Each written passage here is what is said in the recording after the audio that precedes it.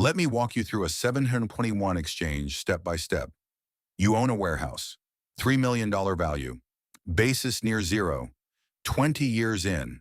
Step 1, instead of listing the building for sale, you contribute it to the operating partnership of a REIT, the entity that actually holds the real estate below the public company. Step 2, in exchange you receive OP units, a limited partnership interest. Under Section 721, this is a non-recognition event. The IRS does not call it a sale. No taxes due. Step 3, you hold those units. Distributions come in, your proportionate share of income from the whole portfolio.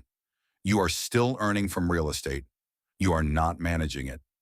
Step 4, after the holding period, typically 1 year, you can convert OP units to publicly traded REIT shares and sell them when it makes sense for your tax picture, or hold until death.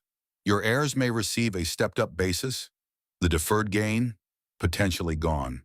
Your $3 million warehouse is now part of a portfolio that might hold 50, 100 or more properties. The building stops being your problem. The equity keeps working. Adam Von Romer, Axis Realty Advisors.